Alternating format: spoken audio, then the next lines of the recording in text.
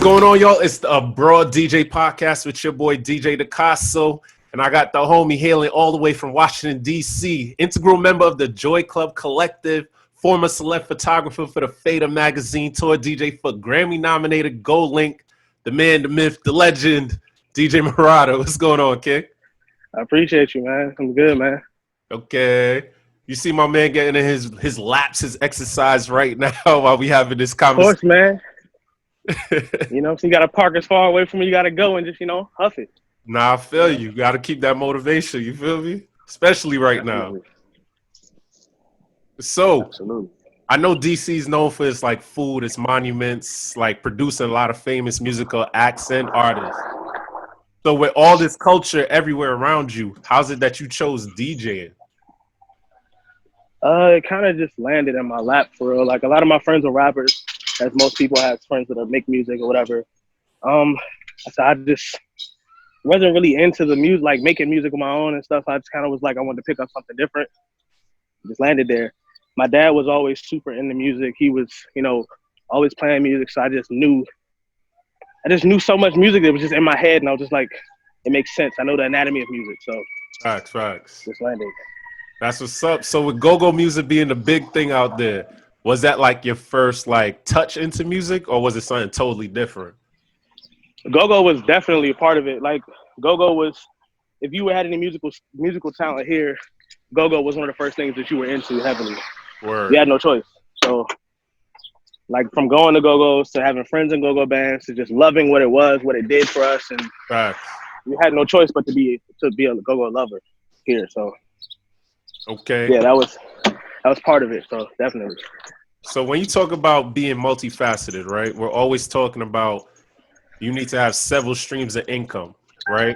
So you being multifaceted, we're always talking about access to wealth and income, exploring photography. So as you were exploring photography, was that a strategic plan or was it a passion you explored?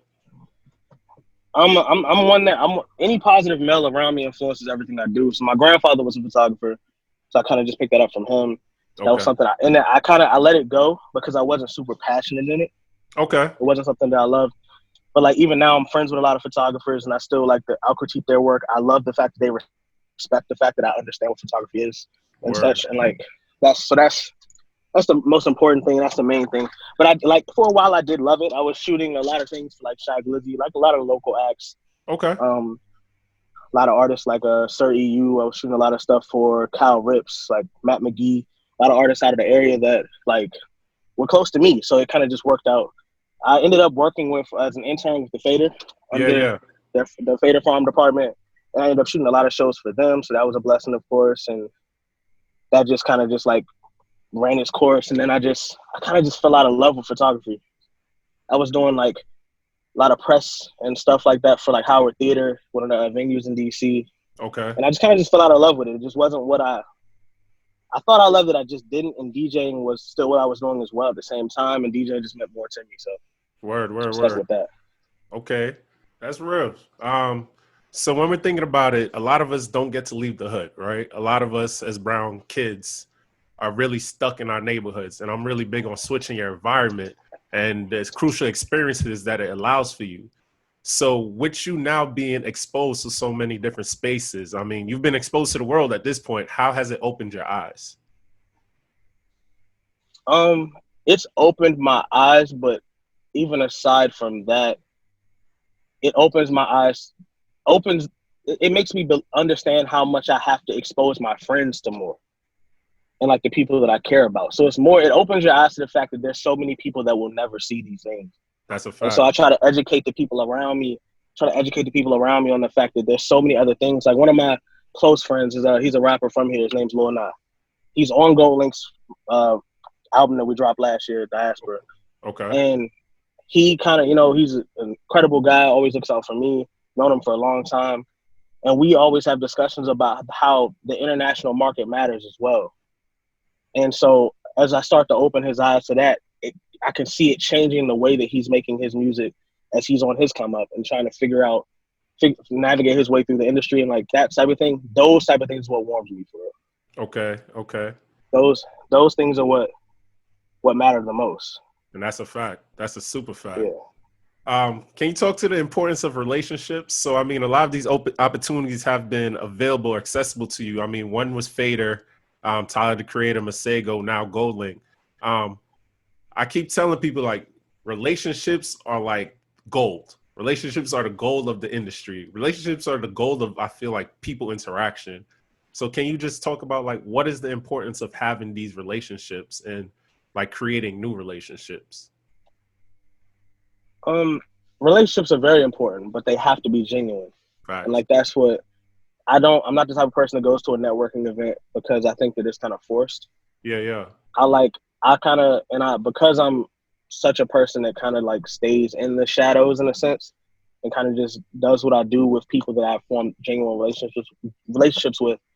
Like I'll remain in the shadows and do my thing, but I think that's part of why I've been blessed to be able to be around some of the people I'm around, because I genuinely show them that I don't want anything from you. I'm just a fan of yours. And Facts. we do these things, like for instance with Gold, like I knew him before he was rapping. Okay. He was coming to I used to throw underground rap shows in DC. And we had mutual friends and he would be around. And it wasn't, and like we weren't best friends back then. We knew each other, mutual respect for each other, whatever. And then as he started to make music, I would be around him more and things like that. And then one day he just like we would talk and stuff like online and stuff, but like one day he just hit me. I was like, "Yo, we should link." And it was just friends, just cool stuff. And he was already out established, and we just formed a friendship off that. And to this day, I talk to him every day. We bounce ideas off each other. We respect each other's opinions. Sometimes we oppose each other. We'll argue, but it's a respectful argument. You know what I'm saying? Because you have to have that respect amongst brothers and understand. You think this, but I want to know why you think this. And typically, I won't argue with someone. When you argue with someone, either you enjoy argument or you respect their opinion. And so, like, that's what a relationship is. And then with Masego, I met him on Goldlink's U.S. tour, the At What Cost tour. Okay. And same thing, we like built a relationship and like became friends off of that. And like he'll hit me up and say, "What do you think about this? What do you think about that?" Word. And it's just because no strings attached. It's just we enjoy the fact that we understand each other. It's genuine love. And then and then Xavier Omar, same thing. I met him through mutuals. Okay. But now I talk to him about all types of random things. We joke with each other, like the most ridiculous jokes, and I DJ'd his wedding. You know what I'm saying? Like that's you know what I'm saying, like that, but and that's what relationships are. Like this, like we had an argument because he wanted to pay me for my services for the wedding. I said, "No, this is your wedding gift." That type of, those type of relationships warm my heart because it's like that's my boy, that's my brother. I love him. He's an incredible guy. And like when you can talk about someone that way in this industry, it's never gonna sever. You know what I'm saying? You're gonna always have those relationships, and that's what's important. That's a pure fact. That's crazy that you said that. Speaking more about relationships, I mean, you got the Joy Club Collective, right? Which is dope. So can you express to people what is the Joy Club Collective? So Malcolm Xavier, who is kind of like our head, our forward fronting face, like that's like our everything. Where? Malcolm, I went to high school with Malcolm, so like that's like my brother. Like that's Malcolm. Like we're like best man and my wedding friends. Like that's my boy when I make that step, of course. But like that's like we're like his father is someone I look up to. Like you know what I'm saying, we're very close. Like we live together. You know what I'm saying? Shit. Okay, so y'all like real. That's my brother. I love him to death. Would take a bullet for him. That's my boy. Okay. And so like with those roots, it creates nothing else but those other roots. Because like with Joy Club, Bacon Bear, like a little sister to me. Like love her so much. And then Sometime, love him. And then you got M-Jack, love him. Like Joy Club, the collective itself, we're all genuinely friends and we all genuinely look out for each other. We all genuinely love each other. And that's kind of like the premise. And like, I think that you can't lose with that dynamic. You can't lose with that formula. Like, that's what Joy Club is. And the whole concept was initially, it wasn't supposed to be a collective. It was a party that we just threw on a Tuesday night in DC. Okay. And then it kind of just turned into like, well, this is Joy Club. And our whole point was we looked around at what a weekday party was paying your average DJ. Okay. And like your average DJ on a weekday party would be lucky if they made $100 for like an hour or 2 hour set or something like that, right? Yeah. Because bars don't pay a lot. So what we did is we would say, okay, we're going to guarantee you for an hour set we'll pay you anywhere between 150 and 200, no matter what. I don't care if we got to go to our own pocket. And we tried to change the narrative for that. So, and no, you don't have to wait a couple days for your check. When your set's done, we hand you a check. Like, not like, and that was the whole, like, it was the whole point of like showing these DJs in our city that was the most important thing. That was just, I mean, and even sometimes me and Malcolm had to go in our own pockets. Yeah. But I don't care, because if it changes the culture of that, where it lets people understand that without us, your party doesn't move. So, like, you kind of gotta like show that respect, and like we did it for 3 years, and every Tuesday night, and we like it was solid. We solidified it, and it worked. Word. So that was important. That's good business. I mean, so you already kind of touched on it very quick, but I've always been telling DJs, and I think this is kind of the new wave where it's like you can't depend on the promoters. You have to become your own curator of events. And exactly what you're just talking to, where it's For like, sure. you know, y'all were like, let's do this because we can make the market better. It's led by us, for us, and we know what the people want. So that's dope as far as being a curator.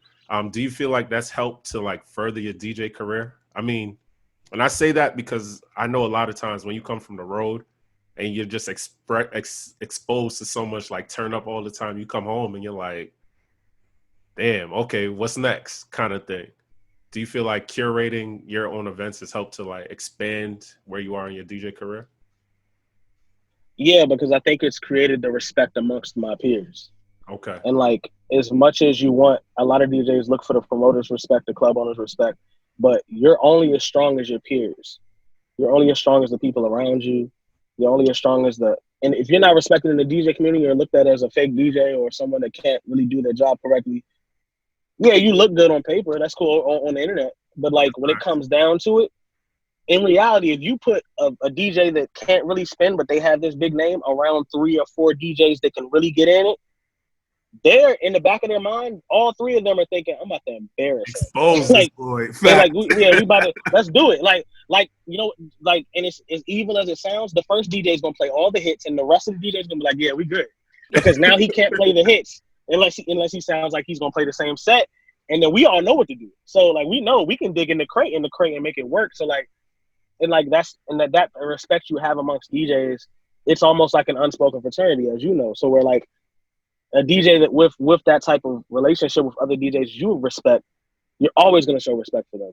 Right. But so like, I think that like that type, curating our own events and showing those DJs that we care about them, we love, you know, what they do, and they're keeping our craft going forward. And then the respect of me being on the road and seeing all these things and hearing these different sounds and absorbing what these other DJs are doing around the world, and then making it my own and putting my spin on it. Right. Like, that definitely progressed me. It definitely like, it opened my eyes to how many DJs I didn't understand, even in my own market, that already knew the things that I was going to learn in Africa. Yeah. Like, yeah, those things, like there's a genre in Africa called Amapiano. Okay. And I love it. It's like, it's South African house music. But there's a DJ in DC, K Meta, that has been talking about it for years. And I didn't know what he was talking about. I never really looked into it. And as I experienced it for face value to myself, as I come back and I'm like, yo, you were right. This is crazy. And more people need to hear about this shit. Like, and he's like, I told you. I'm like, I know you told me, but now I've seen it. And now I have even more respect for you than I already did. So like, those type of things, it progresses you mentally to where you can get out any situation. I can get out of it because I have so many genres I can go to. Facts.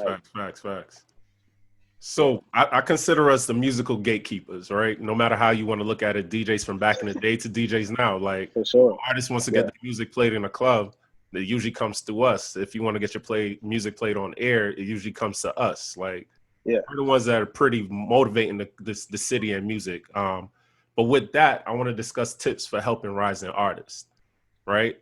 So first, I want to talk about the artist's presentation, right? How do you want an artist to present music to you as a DJ or a label rep? Like, how do you feel like an artist should represent their music or present it?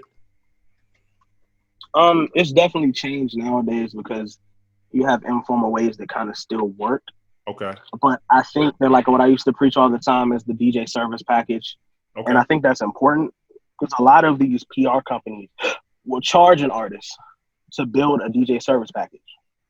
And they'll charge an artist They would say, oh yeah, I'll get you like these intro versions, like the versions they have on DJ City and such. But fuck that. If you have DJ friends that you are close with and you go and support them on the smallest level at their weekly gig or whatever, and you build a relationship with them, that DJ will build you a service package, and it'll take him an hour, like less than that probably. In his free time, just be like, yo, and here and that he or she's free time, that DJ will literally take your beat, give you the the intro on the front end of it, on the back end if you need it, whatever, give you a shortened version that can be mixed well. They'll give you all the versions you need, build a package, send it to you, and you can send out that DJ. And like what Joy Club does is artists that we're very close with, we send it in our email blast. We'll say, hey, we have this event Friday, blah, blah, whatever, all the information that people want, the typical stuff. And then at the end of the email, we'll say, and also go check out Matt McGee's new album. This is the DJ service package. And no charge to him, but because he supports us, he posts everything that we do, and he loves us, so we're gonna show him that support. And like that's what artists should be trying to do. And I think like the power has been taken back from us, but there are artists to understand how important it is to have those relationships and like those genuine relationships. Come and support us. It's not gonna cost you much because our weekly gig, you're not gonna have a cover charge. You're gonna be happy hour drinks all night. The club just wants people there, so come support us. If I have a weekly Wednesday gig and I see the same artist there every Wednesday and then he happens to send me some music, I'm going to listen to it. Right. And if it's good, now I'm excited because I'm like, if it's good, I'm like, perfect. Let's figure out who to get this to. Even if I'm not the DJ to play it, let's figure out who or where to put it. Get you on a playlist if someone like stuff like that. That's what artists should be trying to do. And some are understanding it. And like some, you see like a lot of these artists, they glorify their DJ, like the baby's DJ Kid. He's always posting him on stuff. He always he takes his beats and uses them, and like we need that. The DJ is the artist that respects their DJ and glorifies their DJ, and show. You don't have to just every day talk about him, but like make sure people know who your DJ is. Make sure people know who the DJs you support are. If you're artists, tag these DJs, shout them out when you're at their gig. Post them on your story, tag them. Make sure people know the DJs that you have relationships with, and that's how you get your music to a DJ. Facts. That's how you get it, because you turn into our indirect promotion, and now you want us to promote your shit, but you're not going to promote us. So it's tit for tat. Do for me what I'm willing to do for you. So that's all. So now let's talk about submission. How do you want people to send music, right? I know a lot of people like to slide in DMs and send it over and over. Same thing with emails. How do you prefer it for artists to send music? I prefer it in email because I'll sit at my computer and open emails for a while. Okay. But there are certain people, and it's such a weird question nowadays, because there are people that would DM me. If you catch me at the right time and you DM me and I happen to see that we have mutual followers and things like that, I probably will click your link in my DM. Okay. But I've had people like DM me and it pops up in the request thing and I click it and I look and it's an artist sending me their music and I'll be like, all right, I have time. And I'll click on it and then I don't love it, and then I'll have people send me a DM. I don't see it. I click it later and they sent it a couple days ago. I click on it. And then they'll say, hey, did you see it? And I'll be like, I'm going to check in a second. And then 3 minutes later, all right, so what you think? And it's like, all right, bro, relax. Because that's not how this is going to go. I'm still a man at the end of the day. You're not about to just hound me in there. First of all, I listen to it. But now, nigga, I'm not talking to you. Like there's a way to do it. And like sometimes, it is what it is. And that could be, wrong of me to do. But like, you're not about to just strong arm me into listening to anything. And I'm not fucking guru. Like, you know what I'm saying? Like, I mean, I ain't shit, but whatever. Like, you're not about to you're not about to hound me into anything. So like it's really just and as long as it's high quality, if it's good quality stuff, typically if it's good quality, I can find someone to give it to. And if I like it, I'm gonna, like when I DJ for the London stations I DJ for, I always put stuff. There's a song I put in this week's mix, and she had like 300 views on YouTube. I just liked the song, and I was like, I like this shit, so I put it in the mix. I put it in my mix. Okay. And like, I'll do that. I don't care. So just submit it professionally. get lucky and catch me at the right time, I'll listen to it. Like, I'm gonna figure it out. So. All right. So I think you kind of talked on it real quick, and this is the last point we're going to talk about for artists. But it's like demeanor, right? Their attitude when they're approaching you or sending their music. You'll often hear a lot of artists be like, yo, this is the hottest shit out. Yo, if you're not spinning this, something's wrong. How do you feel about that approach? And do you feel like there's a better way for that conversation to happen? First of all, you already, like, if you come with that approach, you damn near insulted me because I don't know it. I'm not playing it yet. So for you to say, if you're not playing it, there's something wrong. So you're saying there's something wrong because clearly I don't know what it is because I would be playing it already. Right. So, like, you can't really, I don't know what mentality or who in their right mind would say that. Because, like, I'm sure, no, I've heard it. Trust me, I know. But, like, I don't understand that concept because for you to say, if you're not playing this, something's wrong. So you're telling me something's wrong with me. That's what you're saying. You don't even know me. And you're saying something's wrong. Like, I had, I just last week on Twitter, there was, you know, everything that's been going on in the world. When you say anything, people try to dissect everything you say, whatever. This dude came at me about, I literally was just saying that I think women should arm themselves, right? I think women, because of all these things that are happening, and emotionally, because I have a lot of women close to me, you say, I think women should arm themselves. Like, I hate seeing these things happen, like that young lady in Tallahassee that was killed. Yeah. And like, and you think to yourself, like, they should arm themselves. So I said that. And he was like, oh, that's so terrible for you to say. And I'm like, whatever, bro. I don't really care what you're saying. Who cares? It's not the time for that, whatever.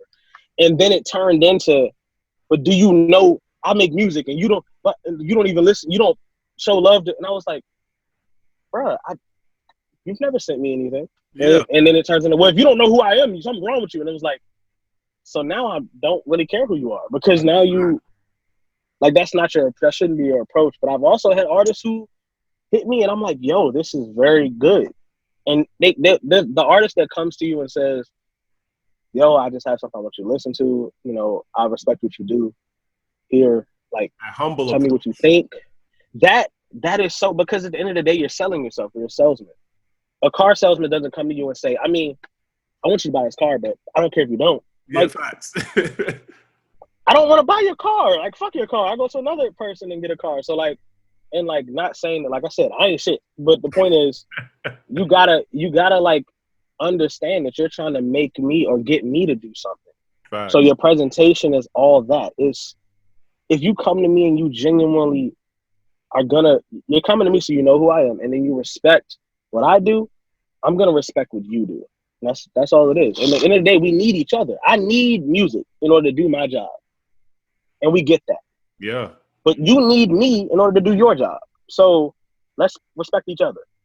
That's real. So how long you been in the game now?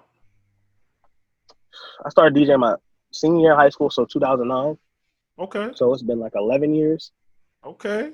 So you will consider yourself more of an experienced DJ then?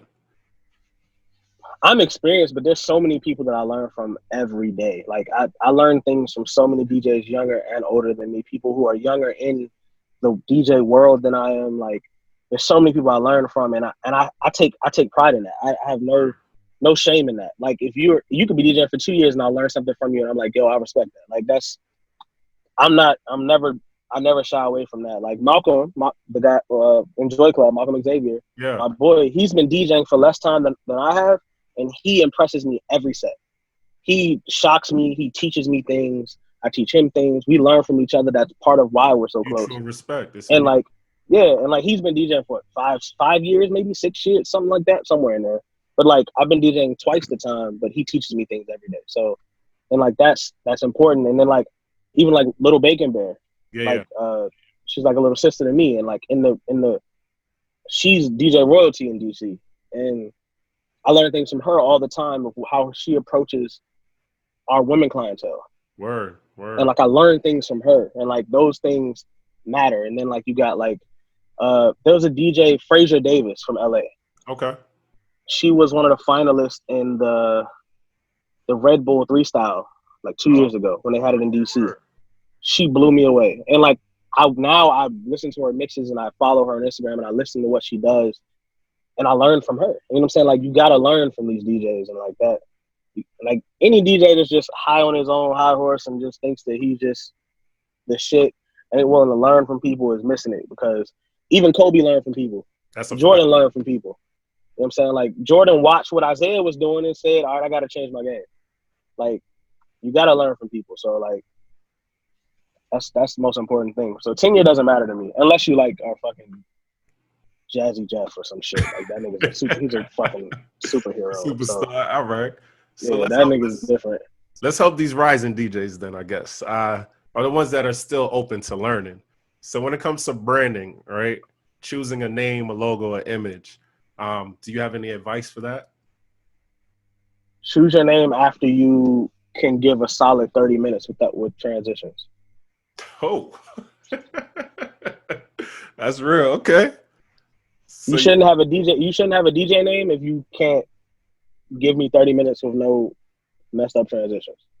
And I mean that with everything. Like, I don't mean you need to be able to scratch. You don't got to be able to scratch with both hands. You don't got to understand how to crab. You don't got to understand what it means to juggle, and you don't got to know all the stabs, and you don't got to know all that yet. That's fine. You'll learn that over time.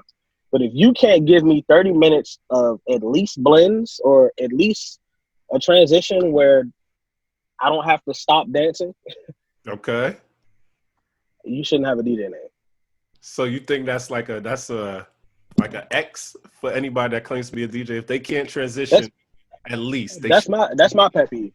That's my pet peeve. Okay. Like, you'll see DJs that are people that are transitioning to DJs, and they are saying something like, "Oh, I think I'd be a DJ. Like, I think I want to DJ. Like, I want to learn. What should be my DJ name?" And I'll be wanting to respond, "You're not a DJ yet. If you don't have a DJ name, like, what are you talking about?" But, like, there are people that I'm cool with, so I'll be like, I just don't say anything. But I was just talking to my friends earlier about it, and I'm like, you just respect the art form. Just respect what we do. Learn it. If you learn it and respect it, you'll get booked and you'll have relationships with other DJs that you'll learn from. Like what I'm saying, you'll learn from DJs if you respect the craft and so forth. If not, like I told you earlier, we're gonna eat your ass up. That's all. That's a fact. Do you think we get in the club, we're getting the gig, we're gonna just burn your ass up, and we're just gonna be like, oh gosh. Do you think there's an advantage to being an open format DJ versus just like a very specific DJ? So like a house DJ that's just straight into house versus someone that could play Latin, reggae, house, Cape Verdean music, zouk, Do you think there's an advantage to either or?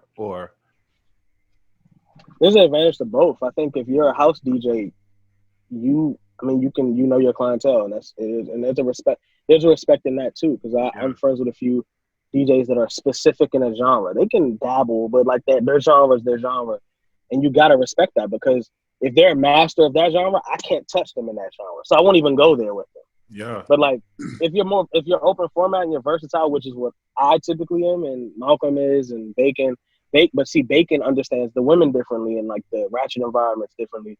So like, there's a respect of both, and there's a benefit of both. I don't think, as long as you know the art form and you know technically, like you understand the technical skills of it, I don't have a problem with what you decide to play, because if that's your preference, that's your preference. You know what I'm saying? But it'll benefit you both ways, because I'm not about to, for instance, with there was a club in DC called Town, and they had their specific DJs they catered to the LGBT community. Word. I don't know what they want. I could probably spin the party, of course, but I don't know specifically what they want. So if that's what you cater to, you're gonna make so much more money in that environment than I could ever. But you run that. That's your world. That's you. Know facts. That's what it is. Yeah, okay. That's what you do. Like, so no, I don't think it's definitely not a disadvantage. It's an advantage in certain environments, but you know, if you don't target the open format fan base, you got it. So you win every time. So yeah. Yo, how do you remain fresh? How do you keep your sets fresh and relevant? I mean, especially right now where a lot of us aren't actually out spinning, are able to hear new music or whatever the case is. How are you keeping your sets relevant and fresh? I'm fortunate to have friends around the world now. So it's a little easier for me now, because I'll see it as they post. Yeah, as they post music, as they post playlists and stuff, I listen to them. I pay attention. and I hear stuff I like, I add it to my Apple Music, I add it to my, whatever streaming service, and I pay attention. And so that's kind of how I keep myself fresh. I download the music, and most sets I do are freestyle. So Okay. I don't really like to plan crates unless it's like, I don't know. I'll have emergency crates if I'm drunk and I just need to go and get it off. But like, Yeah. I typically don't plan crates. So my sets always sound a little different at the most. Like if my set starts to sound like this is my go-to, I'm drunk. Facts. So like, but no, my sets are pretty fresh. Malcolm's always playing stuff around the house, and like the playlisting helps. Like I always add people's playlists and to know what I need to hear from around the world. And my friends, women a lot, because women will post like a video of them doing whatever in their crib, and you look at that song at the top, and I'm like, that's hard. I click on it. I'm like, listen, add it to library, because like they're so good for that. So like, women help. I follow a lot of women internationally that help me, and not even the IG girls, the women that are just like creative. They'll help you understand music, and even the women here domestically, like that I know near me, they teach me so much, because like they'll find the records and find the people. Like I don't know how they find it, but they out there. That's what I pay attention to. Let's talk finances real quick. So everybody's been, not everybody, but majority of the world's been struggling with finances at this point, especially as DJs, where a lot of us were like, "Damn, my next gig, I'm probably gonna be up," or whatever the case is, right? How did you prepare for this? Like, were you someone that saved? Did you invest? Do you have a crib, like a crib? Is it more of an apartment? Like, how's your money management in that sense? So my father and my grandfather have always been very financially like they educate me on finance. Like they're very aggressive with me on like my finances and stuff. So I learned at a young age that property is important, and like owning what you see, owning what you're around. So like I own 2 homes. Oh, okay. But the thing is, and it's not even for my own financial gain, I rent to my friends. I rent rooms to my friends, so that like the black men around me have affordable situations where they can stack their money. Word. And so that's what's important to me. And that's what my father always preached to me. So like, we're all fine. We're good. Like you know what I'm saying? I've been blessed to I just got off tour end of last year. Okay. So I was able to, come up with, before they said I didn't see it coming, but it was a blessing because I was in a position where I had money saved. My friends are in a position where they're renting from me and my grandfather. And so it just lined up perfectly. And, we gave them a grace period. So, we're understanding of the times and such. So that was the most important thing. So I really think that was just a blessing for real. So it's not even about the wealth and the what I save is just, as long as they're fine and I'm okay and we can sustain ourselves, everything we do is a unit. Like, we're good. Like my boy, he was a bartender, bar manager at this place, so he has access to like a restaurant spot. Like, do you buy bulk groceries? Okay. The house is good. We got a deep freezer. We good. So we got grills. We good. That's the most important thing. So that's real. That's real. That's all that matters. Is there any lesson that you learned later in life that you wish you knew earlier? Something that might have like saved you time, money, or patience?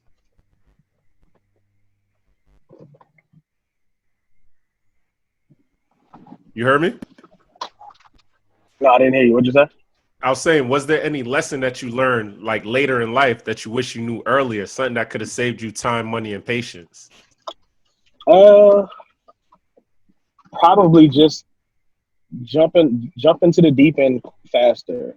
Yeah. Like I'm a risk taker in a sense of I'm willing to take a risk and have faith in myself that I'll figure it out. I wish I had that confidence in myself way earlier. Okay. And like that was you know what I'm saying? Like, so I was so cautious and like not familiar. I didn't have a rule book. I didn't have a manual on how to do these things. And like I got to a point where I was like, you know what, I guess I'm gonna just do it, fuck it. Like, and I don't think anyone should ever have to reach that point. So I kind of just, you know what I'm saying? I got to that point and I was like, look, I gotta figure this out. I'm gonna just do it. That's a fact. That's a And fact. I jumped out in the deep end, and it worked out for me. You know what I'm saying? Which was a blessing, but you know, I was terrified. Okay. That's real. And help our young black men, mentor Yep. them, show them that we can do this. Like you got to. I didn't have that. I didn't have anybody that was doing it that I could watch and see. Like that's important. That's one of the most important things ever. Show these young artists that there are people that can do it. You don't have to have somebody to sign to. You don't have to I'm not signed to anyone. Yeah. These people work with me creatively. And of course I have my paperwork together, but these people work with me creatively because they enjoy me. They believe in me. And that's So it goes back to relationships ultimately. yes, absolutely. And have faith in yourself. No one's gonna have faith in you unless you have faith in yourself. Okay, that's a gem right there. That's a definite gem. Like, and if somebody don't have faith in you, get from around that person. You don't need to be near that person. That person is nothing. They're nothing that's gonna help you. They don't believe in you, cool. Somebody else will, because I'm gonna have faith in myself. That's real. You shouldn't be trying to convince anybody that you have what it takes. You shouldn't be trying to any of that. Like, just do what you're gonna do. That's real, bro. Yo, I need you to be safe while you're doing what you're doing so we can pull this to a wrap. My brother. For sure. I'm pulling up at my manager's crib, about to just hand him some paperwork real quick, and then I'm about to head home. Okay. Yo, tell everybody where they can find you.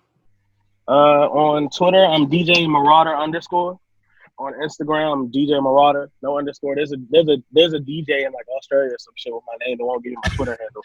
But Instagram, I'm DJ Marauder on Instagram, DJ Marauder _ on Twitter.